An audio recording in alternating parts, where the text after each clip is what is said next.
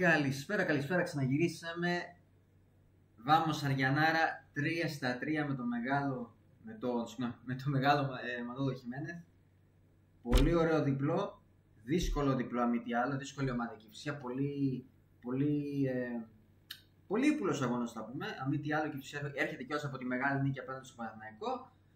Εμείς ερχόμαστε με πολύ καλή ψυχολογία και κερδίσαμε. Δηλαδή δεν μπορείς να πεις τώρα να έχεις δηλαδή κακά λόγια. Τι να πεις. Τεχέρο βλέπω εκεί βγήκε MVP του αγώνα, man of the match.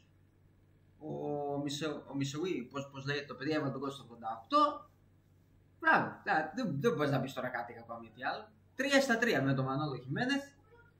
Και εγώ λέω αν ο Μανώλο ήταν εδώ από το καλοκαίρι, η ομάδα τώρα την αράση πιστεύω θα την πέρναγε και μετά βλέπεις, θα έχεις άλλο πράγμα. Δεν θα έκανες πιστεύω και από τον Πανατολικό μες στην έδρα σου.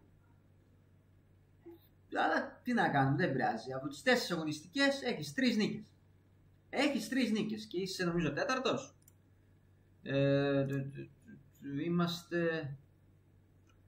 Είμαστε τέταρτη θέση με 9 βαθμούς. 4 αγώνες, 3 νίκες, 1 ήττα. Επειδή ο Κλαρίνος ο Ουζουνίδης δεν ήξερε τι του γινότανε. Δεν πειράζει. Δεν πειράζει.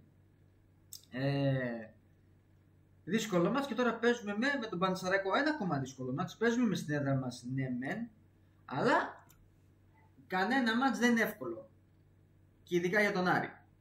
Κανένα μάτς δεν είναι εύκολο. Όλες οι ομάδες, άμα το σκεφτείτε και όλες οι φετινές, είναι καλές. Δηλαδή και η Φυσιά είναι καλή, ο Λεβαδιακός είναι καλός, ο Ατρόμητος.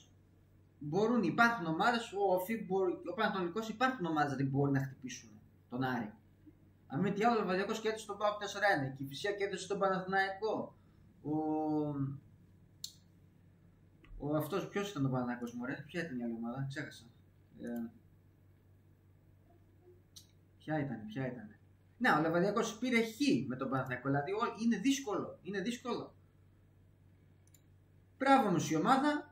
Βάμος Αριανάρα, πήραμε άλλη μια σπουδαία νίκη, πολύ σπουδαία νίκη, αλλά όπως είπε και ο Χιμένεθ, κάτω η μπάλα, ταπεινότητα, έχουμε πολλή δουλειά να κάνουμε και μακάρι κάθε μέρα να κερδίζουμε, κάθε αγωνιστική. Και ας παίζουμε και χάλια, ας παίζουμε καλά, αλλά μακάρι να κερδίζουμε. Αυτό θέλουμε όλοι.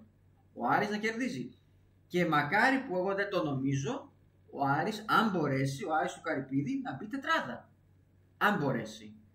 Γιατί αυτή είναι τώρα οι στόχοι μας λένε όλοι. Ήτανε η Ευρώπη να μπει ομάδα στους ομίλους, δεν μπήκε αποτυχία από εκεί. Τώρα θέλουμε τετράδα και να προχωρήσουμε όσο πιο πολύ μπορούμε στο κύπελλο. Οπότε έχεις ακόμα 2 στόχους. Τώρα θα είναι ή πάλι αποτυχία ή δεν θα είναι αποτυχία. Θα δούμε στο τέλος της σεζόν εκείνο τι θα γίνει. Αλλά και πάλι το λέμε, τι χάσουμε, τι κερδίσουμε, ελευθεριά στον Άρη. Πάντα, αυτό δεν αλλάζει. Θέλουμε κάτι παραπάνω.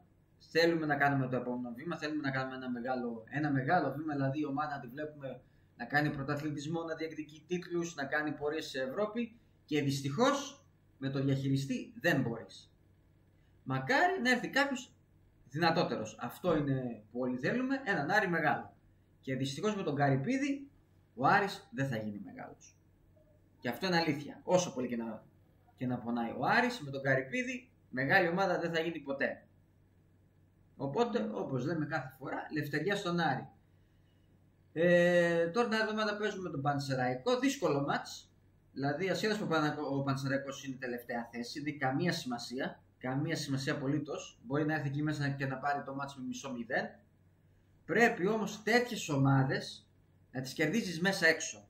Δηλαδή ομάδες όπως η Κηφισιά, ο Πανσεραϊκός, η Τρίπολη, η Λάρισα, ο Όφη, ομάδες που είναι από κάτω σου, αν θέλεις να μπεις τετράδα, πρέπει να κερδίζεις τέτοιες ομάδες.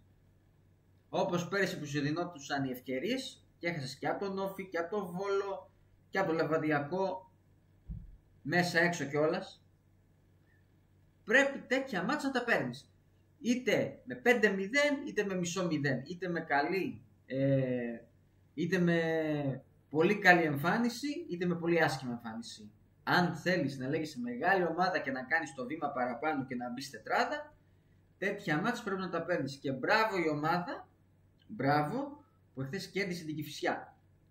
Γιατί είναι δύσκολη. Κέρδισε ο Παναθηναϊκός 3-2, δεν κάνει κολοπετινίτσα η Κηφισιά. Γιατί αν κέρδιζε τώρα η Κηφισιά, μιλάμε ότι θα πήγαιναν 7 βαθμούς. Και εμείς θα μέναμε στους 6. Οπότε μπράβο η ομάδα για την νίκη, Βάμος Αριανάρα. Τώρα έχουμε το κύπελο, νομίζω αν δεν κάνω λάθος. Που εγώ δεν θα το κάνω, μπορεί να ανεβάσουμε κανένα post στο community, μπορεί να κάνουμε βιντεάκι, δεν ξέρω ακόμα, δεν έχω αποφασίσει. Θα δούμε ό,τι να γίνει, ας γίνει. Τώρα όμως θέλουμε να συνεχίσουμε με αυτή την νοοτροπία. Νίκες, νίκες και πάλι νίκες. Να κερδίσουμε να προχωρήσουμε, να πάρουμε άλλη μια νίκη στο κύπελο. Να κερδίσουμε και τον Πανσεραϊκό και να είμαστε όλοι ήρεμοι. Και μπράβο στο Μανόλο Χιμένεθ που έκανε το 3-3. Και όλα τα πήρε εκτός έδρας με διπλά 0-1, 0-1, 0-1. Οπότε μπράβο. Και επιτέλους, να πούμε και το στραβού το δίκιο, μπράβο Καρυπίδη που έφτασε ένα κανονικό προπονητή επιτέλους. Και δεν με έχεις φέρει όπως ήταν ο Ζουνίδης, ο άλλος ο Μπούργος και όλοι αυτοί. Επιτέλους είναι ένας προπονητής που από μέχρι στιγμής δείχνει καλά στοιχεία. Μέχρι στιγμής. Αυτά λοιπόν από εμένα, μάγκες μου. Αντίο σας.